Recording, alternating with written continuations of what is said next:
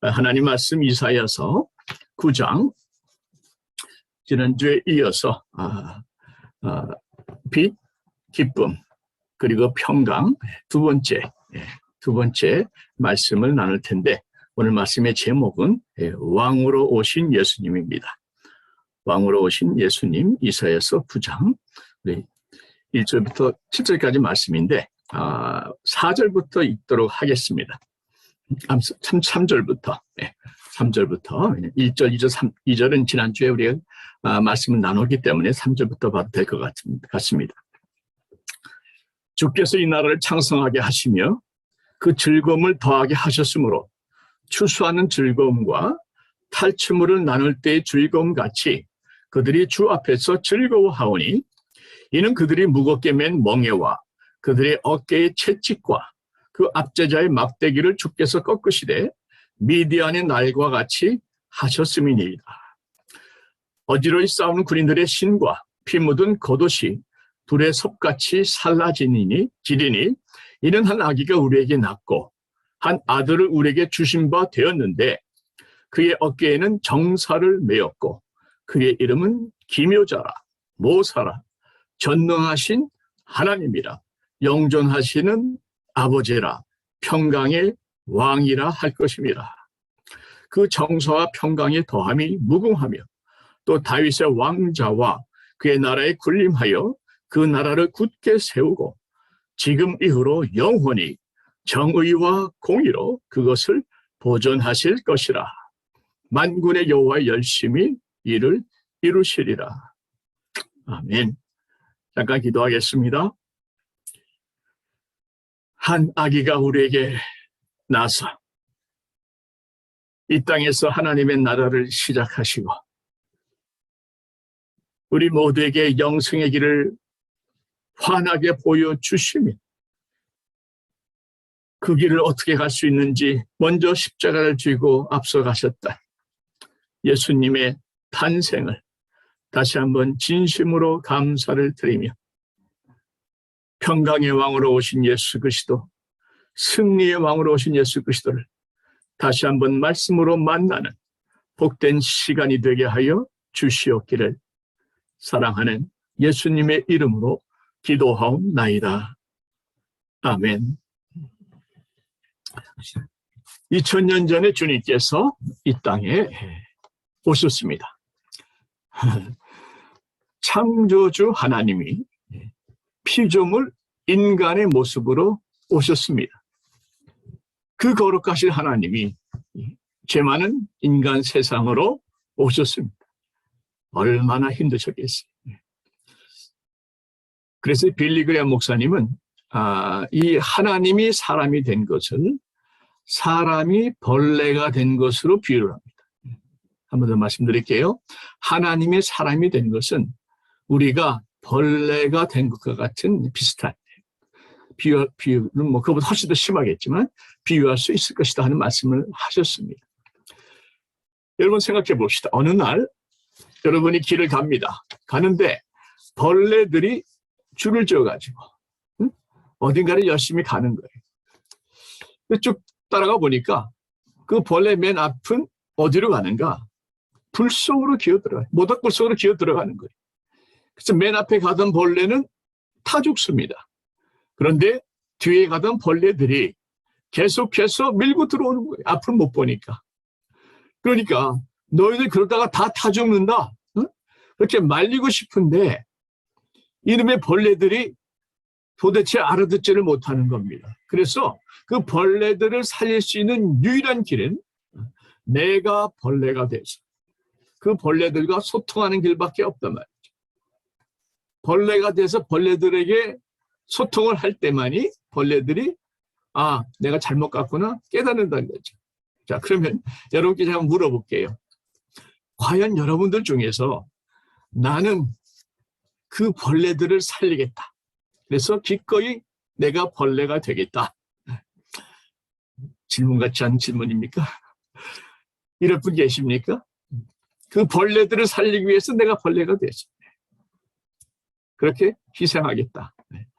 저도 아닌 것 같아요. 아마 이 중에 그럴 분 아마 안 계실 겁니다. 여러분, 그 냄새나는 벌레 아니 한번 손으로 쓱 문질러 버리면 그냥 툭 터져버리는 아무것도 아닌 벌레를 위해서 누가 그렇게 희생하겠습니까? 그런데 주님께서 그렇게 하셨다는 겁니다. 벌레 같은 우리들을 위해서 벌레같이 되셨다는 거죠. 실제로 그 말씀이 시편 22편에 나옵니다. 읽어드릴게요. 시편 22편 6절 말씀에 나는 벌레요 사람이 아니라 사람의 비방거리요 백성의 조롱거리니이다. 주님께서 십자가 사역을 미리 예언하면서 성경에 기록된 말씀입니다. 사람의 비방거리요 백성의 조롱거리. 나는 벌레지 사람이 아니다. 벌레 같은 우리를 위해서 벌레같이 되신 분이 예수님. 우리 그 예수님의 그 깊은 사랑에 여러분 우리 한번 성탄절을 맞아서 우리 예수님의 그 사랑에 감사하는 마음으로 한번 박수 한번 예수님께 올려드리십시다. 이게 얼굴을 뵙고 하는 거랑 화면으로 하는 거랑 확실히 뭐가 좀 다르네요. 정말 그래요. 벌레 같은 우리를 위해서 벌레같이 되신 예수님을 생각한다면 우리는 정말 박수 올려드리지 않을 수 없겠죠. 그런데 벌레같이 되신 것하고 벌레를 혼돈하시면 안 됩니다. 그럼 보세요. 주님께서 십자가에 달리셨을 적에 온 인류의 모든 사람의 과거와 현재와 미래의 죄를 다 짊어지신 정말 최악의 끔찍한 죄인으로 달리셨죠. 그래서 그 죄 대가를 다 치러주셨죠. 그렇다고 주님이 죄인인가 말이죠. 주님은 죄인인 우리를 의인으로 만들기 위해서 의인인 주님이 죄인이 되어 주신 것이죠. 다시 의인인 주님이 죄인이 되어 주셔서 죄인인 우리를 의인으로 만들어 주셨죠. 아멘입니까? 그런데 죄인이 되어 주신 것하고 죄인인 것하고는 다른 거랍니다. 사람이 아닌 벌레처럼 사람의 비방거리고 조롱거리가 되어 주셨습니다. 벌레 같은 우리를 위해서 주님이 대신 벌레같이 되어 주셨어요. 왕이신 주님이 우리를 왕 같은 제사장으로 만들기 위해서 왕이신 주님이 죄인이 되어 주셨습니다. 여러분, 주님은 왕 중의 왕이요, 주 중의 주시, 창세전부터 왕이셨고 우리가 영원히 살 새 예루살렘 성에 영원토록 왕으로 계실 분이요 2000년 전에 이 땅에도 왕으로 오신 분입니다.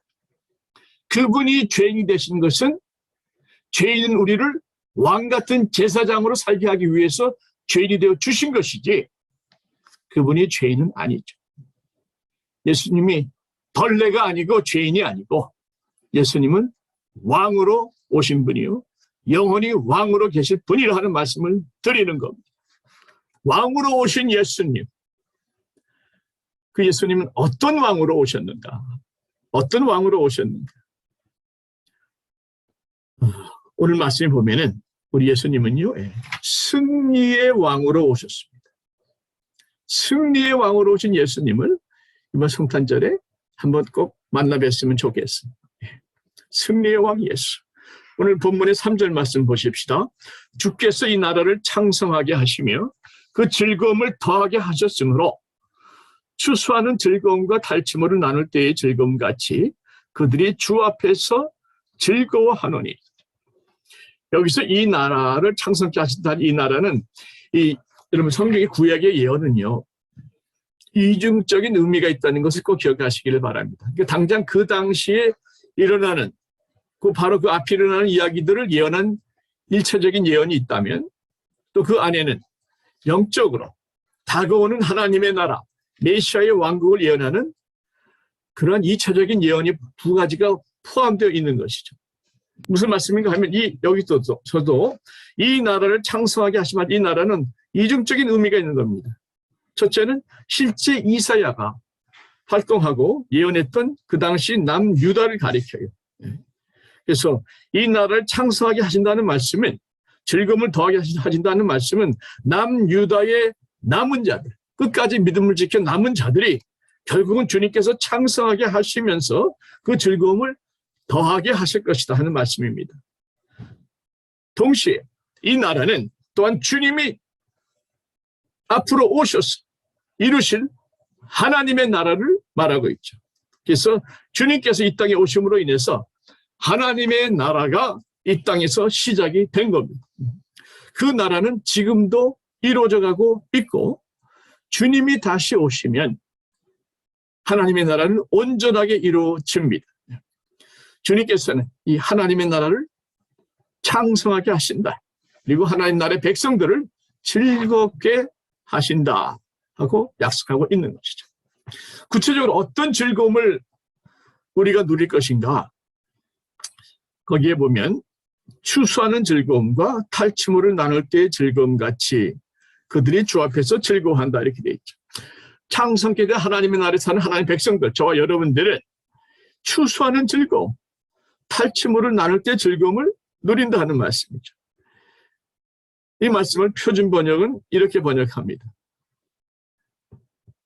주님께서 그들에게 큰 기쁨을 주셨고 그들을 행복하게 하셨습니다. 사람들이 곡식을 거둘 때에 기뻐하는 것처럼 그들이 주님 앞에서 기뻐하며 군인들이 전리품을 나눌 때 즐거워하듯이 그들이 주님 앞에서 즐거워합니다. 이렇게 말씀하십니다. 또 4절은 그 기쁨의 이유를 좀 더 구체적으로 말씀해 주십니다. 이는, 4절에 이는 그들이 그렇게 행복하고 기뻐하는 이유는, 그들은 누굽니까? 하나님 나라의 백성들이 행복하고 기뻐하는 이유는 그들이 무겁게 맨 멍에와 그들의 어깨의 채찍과 그 압제자의 막대기를 주께서 꺾으시되 미디안의 날과 같이 하셨음이니이다.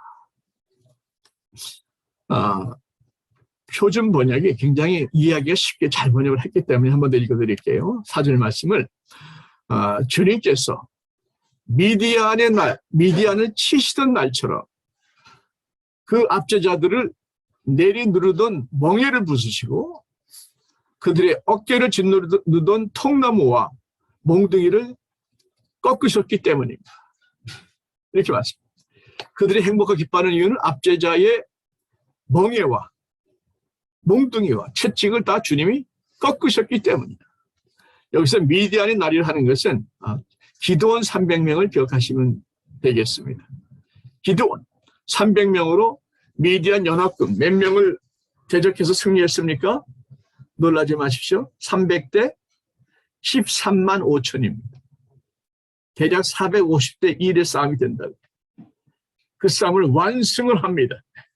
그 미디안의 날처럼, 그렇게 완벽하게 승리한 날처럼 메시아 예수께서 하나님의 백성들을 압제하는 모든 채찍과 막대기와 멍에를 다 깨부수고 자유케 해주신다. 그래서 그렇게 행복하고 기쁘다 하는 말씀이 되는 것이죠. 이 말씀도 역시 그 당시에 실제로 이루어진 역사적인 사실이고 또한 지금 우리에게 일어나는 영적인 사실로 똑같이 이중 해석이 가능합니다. 그래서 그 당시에 이스라엘이 압제를 당했었을 적에 누구에게 당했는가? 바벨론이죠. 바벨론에 이스라엘이 굉장히 철퇴로 이렇게 다스려서 굉장히 고통 가운데에 그들을 눌렀죠. 그런데 그것이 5절 말씀에 나옵니다. 어지러이 싸우는 군인들의 신과 피 묻은 겉옷이 불의 섭같이 살라지나니. 그 표준 번역, 침략자의 군화와 피 묻은 군복이 모두 땔감이 되어서 불에 타 없어질 것이기 때문입니다. 그 침략자는 누굽니까? 바벨론이죠. 바벨론 군인들의 군화와 그 피 묻은 군복들이 다 불에 타서 없어질 것이다. 완벽한 승리를 말씀하죠. 완벽한 승리. 이 예언은 바벨론이 BC 539년에 완전히 멸망함으로써 성취가 됩니다. 그 기록이 다니엘 5장에 나오는데 내용은 좀 제가 말씀드리고 싶어요. 바벨론이 누구에게 패했는가? 바사, 메대와 바사 연합군에게 패했죠. 바사의 고레스 왕, 고레스 왕이 바벨론을 무찌른 장본인입니다. 그런데 바벨론의 마지막 왕이 누군가? 벨사살 왕이에요. 확 베어서 사살해버릴 벨사살인데, 이 벨사살 왕이 참 얼마나 참 한심한 친구냐면, 이 연합군에게 포위를 당했는데 귀족들을 수천 명을 모아가지고요, 연회를 벌립니다. 술판을 벌리는데 술잔을 뭘 쓰는가? 바벨론이 예루살렘에서 가져왔던, 성전에서 가져왔던 성전의 금잔과 은잔을 그들이 파티할 때 술잔으로 써서 모든 난잡한 연회를 벌립니다. 바로 그때에 벨사살 왕이 있던 바로 그 건너편 석회벽에, 하얀 벽이죠. 갑자기 뭐가 나타납니까? 사람의 손가락들이 나타납니다. 그리고 그 손가락이 형체는 없어 손가락만 보이는 거죠. 그 흰 벽에다가 글씨를 쓰기 시작합니다. 그 글씨를 보는 순간에 상상만 해보십시오. 손가락만 나타나가지고 벽에다가 핏빛으로 썼는지 까만 빛으로 썼는지 색깔은 나오지 않지만 하얀 벽에 글씨가 쓰여지는 걸 보면 얼마나 우리도 놀라겠어요. 왕이 얼굴이 하얗게 되고 표현이 실감이 나죠. 넓적다리 마디가 녹아내리고 무릎이 서로 부딪혔다. 무릎이 다다다다 서로 부딪혀 떨 정도로 놀랍니다. 공포에 질려서 급하게 다니엘을 불러서 그 벽에 쓰인 글씨를 해석을 부탁을 하죠. 그때 다니엘이 해석한 그 글자를, 내용을 제가 좀 말씀을 드리면, 다니엘서 5장에 나오는데 이렇게 나옵니다. 다니엘서 5장 25절에 기록된 글자는 이것이니 곧 메네 데겔 우바르시니라. 다니엘서 5장 25절에 메네 데겔 우바르시니라. 그 글을 해석하건대 메네는 26절에 보면 다니엘의 해석이에요. 메네는 하나님이 이미 왕의 나라의 시대를 세워서 그것을 끝나게 하셨다 하며, 데겔은 왕을 저울에 달아보니 부족함이 보였다 하며, 베레스는 왕의 나라가 나뉘어서 메대와 바사 사람에게 준바되었다 하매니이다 하는 것입니다. 그 해석이 끝나고 나서 30절에 그날 밤에 갈대아 왕 벨사살이 죽임을 당합니다. 바로 그날 밤에 죽습니다. 역사 기록에 의하면 이 갈대아 왕이 바사군의 기습을 받고 저항도 거의 못하고 싸워보지도 못하고 그냥 일방적으로 완패를 당합니다. 예언대로 이루어진 것이죠. 자, 벨사살 왕이 왜 죽임을 당했는가? 거기에 써있는 글의 내용으로 보면 왕을 저울에 달아보니 부족함이 보였기 때문이다 하는 것이죠. 왕을 저울에 달아보니 부족하다는 겁니다. 무게가 제대로 안 나간다는 겁니다. 그래서 예언의 말씀대로 그의 압제를 하나님이 꺾으셨죠. 이 말씀을 보시면서 저는 그런 생각을 좀 해봅니다. 언젠가는 우리 모두도 하나님께서 한 사람 한 사람 다 심판의 저울에 우리를 달 텐데, 그 순간에 하나님께서는 저울을 보시면서 우리에게 무엇라 말씀하실까?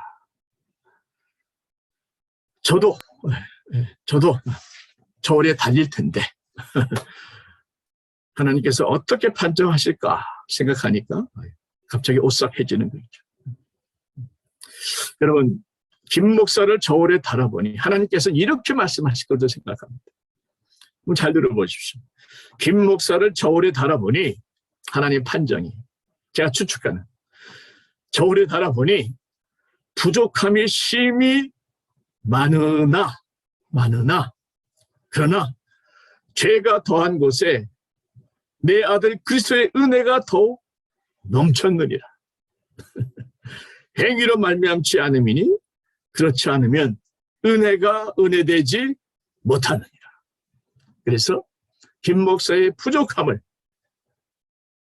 독생자 예수 그리스도의 은혜로 다 채워주셔서 나를 구원해 주시지 않겠는가 하는 믿음을 저는 가지고 있습니다. 예수 그리스도를 구주와 주님으로 영접하고 예수님의 말씀대로 따라가기로 최선을 다하시고 계시다면 여러분 한 분 한 분들도 저울에 달릴 때에 심히 부족하다 할지라도 주 예수 그리스도의 은혜로 말미암아 그 부족함이 메꾸어지고 채워지고 용서받고 그래서 분명 구원의 길로 영생의 길로 들어갈 줄 믿습니다. 심판의 저울에서 우리를 구원해 주신 그 주님의 은혜에 한 번 더 깊이 감사하는 성탄절이 되시기를 바랍니다. 자, 또 이 말씀은 궁극적으로 하나님의 나라의 승리를 예언하는 것이죠. 바사가 바벨론을 밟아버린 것처럼 그리스도께서 사탄과 죄의 권세를 짓밟아 버리고 하나님의 나라를 이루시는 것을 말씀합니다. 주님께서 이렇게 말씀하셨어요. 내가 하나님의 성령을 힘입어 귀신을 쫓아내는 것이면 하나님의 나라가 이미 너희에게 임하였느니라. 하나님의 나라가 이미 너에게 임하였느니라. 언제 성령에 힘입어 귀신이 쫓아나는 것을 보면 너희들은 알 것이다. 자, 주님께서 이 땅에 오셔서 마귀의 세력을 멸하셨고 특별히 십자가에서 돌아가시면서 모든 마귀 역사를 멸하셨습니다. 여기서 우리는 한 가지 늘 제가 받는 질문이 있어요. 히브리서 2장 14절에 보시면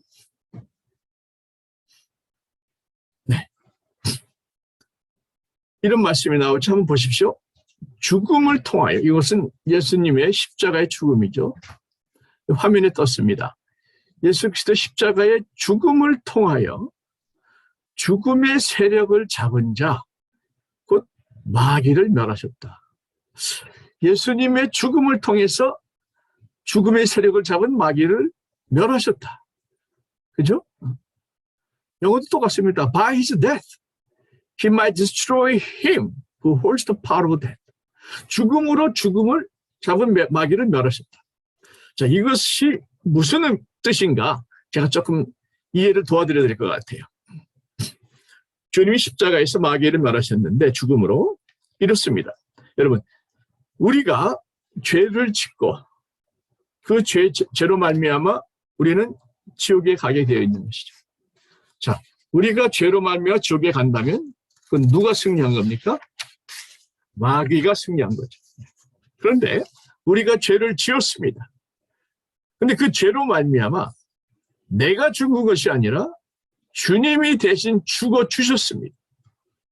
죄의 값은 사망인데 주님이 대신 사망하셨기 때문에 우리는 더 이상 죽을 필요가 없게 되었고 그래서 우리는 은혜로 죽지 않고 천국에서 영원한 영생 복락을 누립니다. 이것은 승리죠. 죄로 인해 죽었다면 우리는 마귀에 패배한 것이고 죄를 지었지만 용서받고 은혜로 우리가 영원히 살 수 있다면 우리가 승리한 것이죠.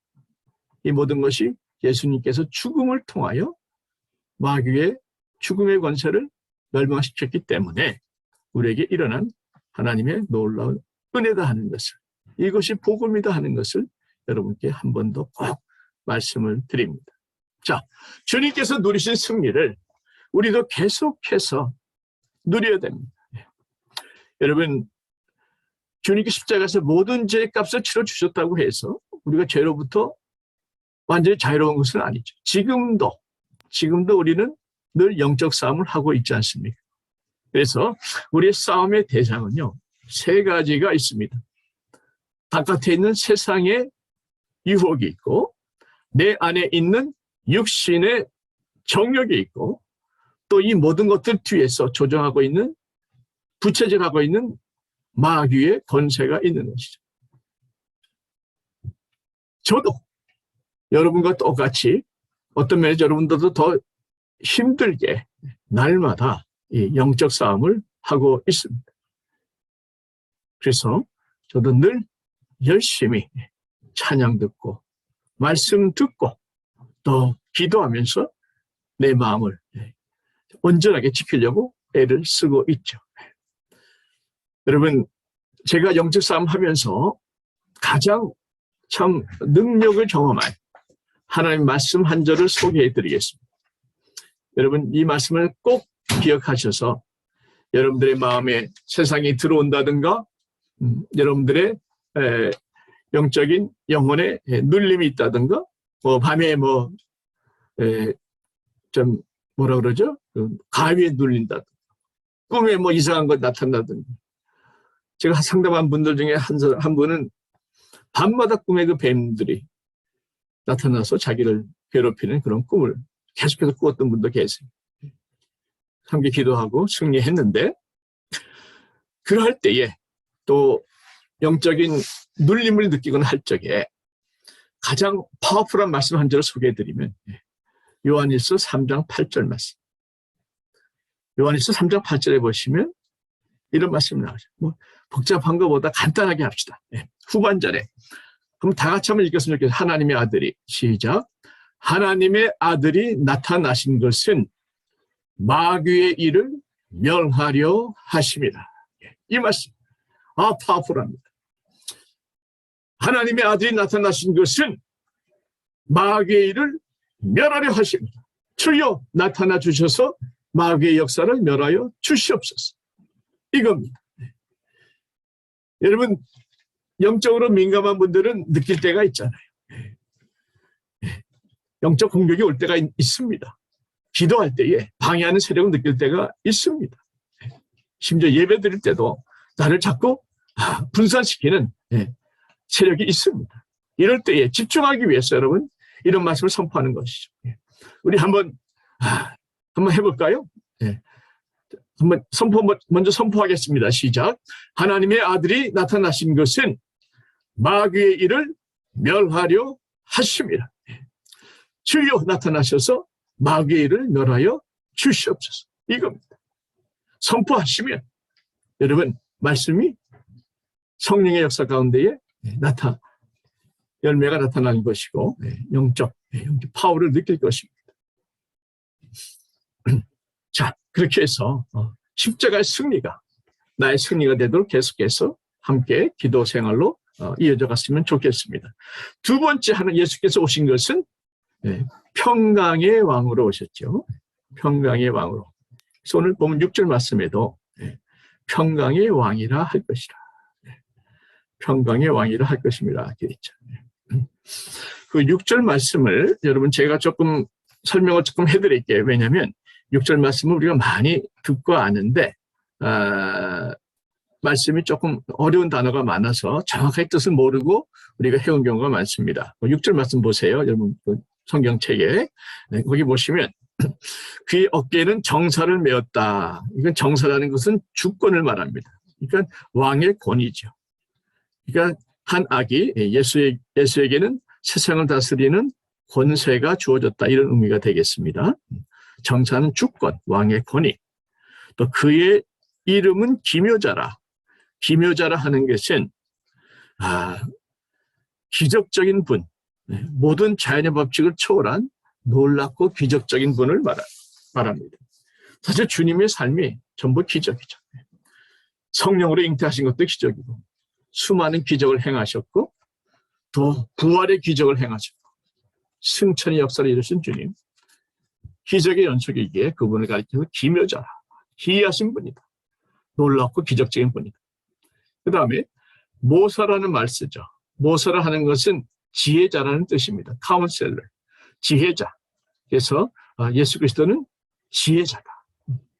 바울도 예수님을 하나님의 지혜로 말씀을 합니다. 고린도 전서에 보면은 그리스도는 하나님의 능력이요 하나님의 지혜니라 이렇게 말씀하세요. 그래서 여러분 예수를 아는 자가 지혜가 충만한 자입니다. 예수님 안에 모든 영적 지혜뿐 아니라 삶을 살아가는 인생의 지혜도 다 그 안에 포함되어 있는 줄 믿으시기 바랍니다. 예수의 지혜로 충만하시기를 축원드립니다. 전능하신 하나님이라. 우리 예수님은 전능하신 하나님이라는 것이죠. 이건 예수님이 전능하신 하나님이다. 이건 삼위일체를 말씀하지 않습니까? 여러분 이 삼위일체를 이해하기 가장 쉬운 케이스가 전 기도할 때마다 여러분 그게 참 도움이 되는 것 같아요. 우리가 기도하는 순간에 우리 삼위일체 하나님이 동시에 다 역사를 하십니다. 보십시오. 우리는 누구에게 기도합니까? 성부 하나님께 기도하죠. 성부 하나님은 기도를 응답해 주시는 분이에요. 누구의 도움으로 기도합니까? 성령 하나님의 도움으로 기도합니다. 성령 하나님은 우리의 기도를 도와주시는 분이에요. 누구의 이름으로 기도합니까? 성자 하나님 예수의 이름으로 기도합니다. 그러니까 예수님은 우리의 기도가 기도답게 되도록 인증하는 도장을 찍어주시는 분입니다.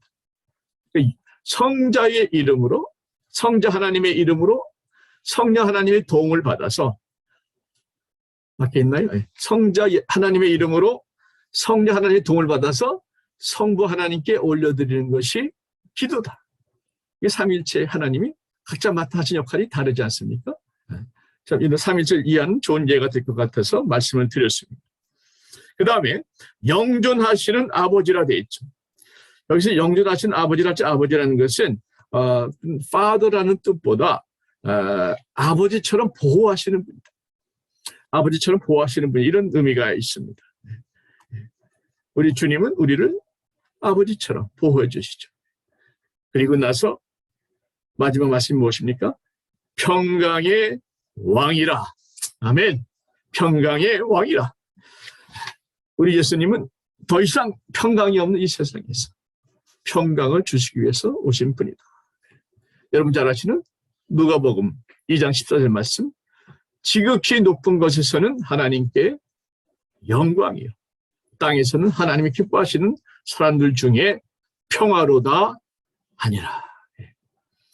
이 평화는 하나님과의 평화가 있고요. 하나님의 평화가 있습니다. 하나님과의 평화. 이것은 예수님께서 십자가에서 돌아가시면서 우리에게 평화를 주셨죠. 그래서 이사야서에 보시면 그가 징계를 받음으로 우리는 평화를 누린다. 이사야서 말씀에 이사야서에 그가 징계를 받음으로 우리는 평화를 누린다. 이것은 하나님과의 평화입니다. 그 다음에 하나님의 평화를 우리에게 또 주셨습니다. 주님의 평화죠. 요한복음에 보시면 14장 27절에 평화는 너희에게 주노니 곧 나의 평안을 주님의 평안을 너희에게 주노라. 내가 주는 것은 세상에 주는 것과 같지 아니하니라. 그러니 너희는 마음에 근심하지도 말고 두려워하지도 말라. 주님의 평강을 우리에게 주셨다는 것입니다. 또 빌립보서에도 보면 하나님의 평강이 같이 한번 읽겠습니다. 잘 아시는 말씀이니까 시작. 아무것도 염려하지 말고 다만 모든 일에 기도와 간구로 너희 구할 것을 감사함으로 하나님께 아뢰라. 7절에 그리하면 모든 지각에 뛰어난 하나님의 평강이 그리스도 예수 안에서 너희 마음과 생각을 지키시리라. 그래서 하나님과의 평강 또 하나님의 평강 이것을 우리는 다 누리도록 예수님께서 은혜를 베풀어 주셨다 하는 것입니다. 자, 말씀을 정리합니다. 이제까지는 예수님께서 이 땅에 오신 모습, 이유, 목적을 말씀드렸어요. 승리의 왕으로 오셔서 우리에게 승리를 주시기를 기뻐하시고 평강의 왕으로 오셔서 우리에게 평화를 주시기를 기뻐하십니다. 그런데 우리는 그 승리의 주님을 모시고 살지 않습니까? 그런데 과연 우리는 얼마나 그 승리를 누리고 있는가 하는 것을 우리가 한번 짚어보고 가자는 것이죠. 과연 우리는 죄와의 싸움에서, 사탄과의 싸움에서, 세상과의 싸움에서 그 승리를 누리며 살고 있는가? 우리는 평강의 왕으로 오신 예수님을 모시고 삽니다. 과연 우리는 그 예수님의 평강을 얼마나 누리며 사는가? 이게 더 중요한 거 아니겠습니까? 예수께서 내 안에서 새롭게 태어나셔서 승리의 왕의 승리를 내가 누리고 평강의 왕의 평강을 내가 누리는 것이 진정한 그리스도 성탄의 의미가 아니겠습니까? 그럼 어떻게 하면 그렇게 주님의 승리와 평강을 누릴 수 있겠는가? 여러분, 제가 한마디로 말씀드릴게요. 이 한마디에 저는 모든 이 질문과 갈등에 답이 완벽하게 들어있다고 믿기 때문에 제가 이렇게 확실히 말씀을 드립니다. 어떻게 하면 되는가? 예수로 충만하면 됩니다. 주님으로 충만하면 됩니다. 승리의 주님으로 충만하면 주님의 승리가 나의 승리가 되는 것이죠. 평강의 주님으로 내가 충만하면 주님의 평강이 나의 평강이 되는 것이죠. 그죠? 답은 예수 충만. 예수 충만. 여러 가지 각도로 설명할 수 있는데 예수님의 충만이라는 것은 예수님과 우리가 하나 되는 겁니다.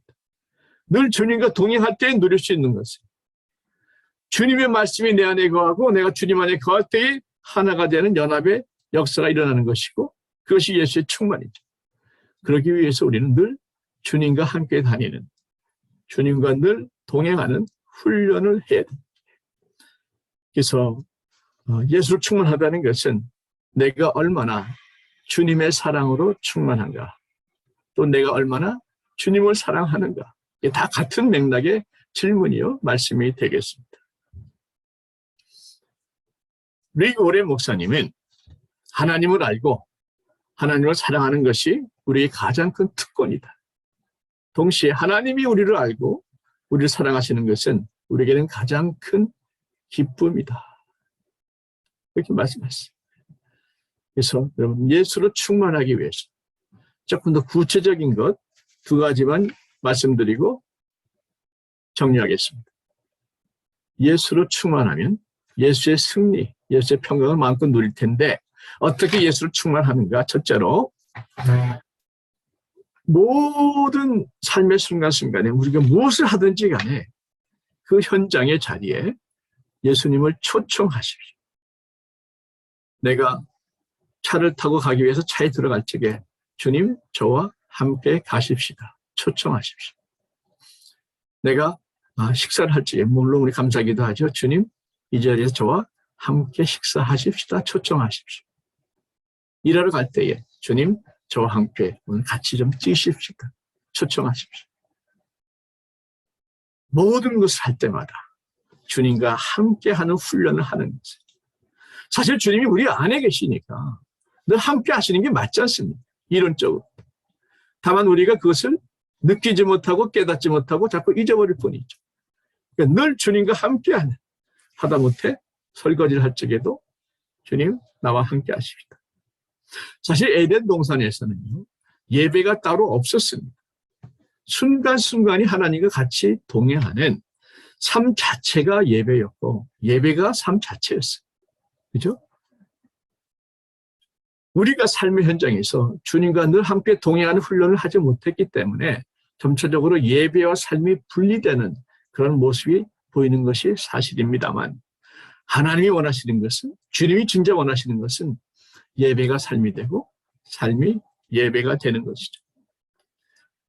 여러분 들어보셨겠습니다만 17세기 프랑스의 로렌스 형제라고 제가 늘 사모하고 늘 제가 목표로 삼는 참 믿음의 귀한 형제인데 그 형제가 쓴 Practicing the Presence of God, 그 하나님의 임재의 훈련 이런 책이 있는데요.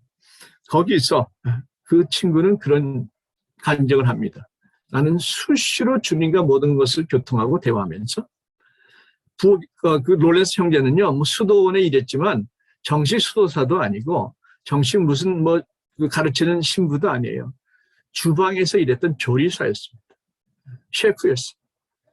그런데 이 친구가 영성이 너무나 깊은 거예요. 그래서 늘 예를 들면 접시를 닦으면서 주님, 내 마음도 이 접시에 때를 닦는 것처럼 깨끗이 주님의 보혈로 씻어주시옵소서. 늘 주님과 교통. 냄비에 물을 피우면서도, 물을 끓이면서도 주님, 내 마음도 저 냄비에 물이 끓는 것처럼 내 마음도 성령의 불로 늘 뜨겁게 끓어지게 하여 주시옵소서. 또 맛있는 음식을 만들면서도 주님, 늘 제 마음에도 이 육신의 음식만이 아니라 내 참 소중한 영혼의 양식을 늘 제가 먹을 수 있도록 주님 은혜 베풀어 주시옵소서. 늘 이렇게 주님과 동행하면서 순간순간 주님과 함께 모든 것을 나누는 그 훈련을 철저하게 하다 보니까 이분이 그냥 평범하게 쓴 편지책인데 이 책이 아주 클래식으로 500년 가까이, 400년 가까이 지금도 아주 뜨겁게 모든 사람이 사랑을 받고 있습니다. 무슨 말인가? 늘 주님과 동행하는 삶은 누구에게나 가능하다는 것이죠. 훈련을 통해서 이루어질 수 있다는 것입니다. 그 로렌스 형제가 제시하는 이제 항상 주님을 초청하는 것하고 또 하나는 뭔가 하면 주님과 대화하는 훈련인데 너무 이게 거창한 기도 말고 너무 뭐 이렇게 좀 깊은 기도 말고 쉽게 얘기하면 한마디로 짧은 대화 같은 기도. One sentence prayer. 주님, 나는 당신을 사랑합니다. 주님, 저는 당신과 함께하기 원합니다. 주님, 당신의 은혜를 사모합니다. 주님, 당신에게 의지합니다. 주님을 알기 원합니다. 나는 주님의 것입니다. 나는 주님 때문에 삽니다. 나는 주님을 결코 떠나지 않을 겁니다. 주님, 사랑합니다. 주님, 도와주세요. 이런 기도. 복잡한 거 말고 순간순간 정말 대화처럼 이것을 반복해서 습관적으로 하라는 겁니다. 그런데 주님과 대화하는 게 되는 것이죠. 기껏 심오한 기도 말고 평범한 대화 같은 아주 짧은 기도. 근데 이것이 반복하다 보면 어느 순간부터 내가 말하는데 주님이 주실 응답이 느껴지기 시작하는 것입니다. 주님, 나 주님 사랑합니다. 그러면 주님께서도 나도 너를 사랑한다. 이런 감동이 오기 시작하게 되는 것이죠. 주님, 도와주세요. 아들아, 내가 너와 함께한다. 이런 교통이 시작이 되는 때가 옵니다.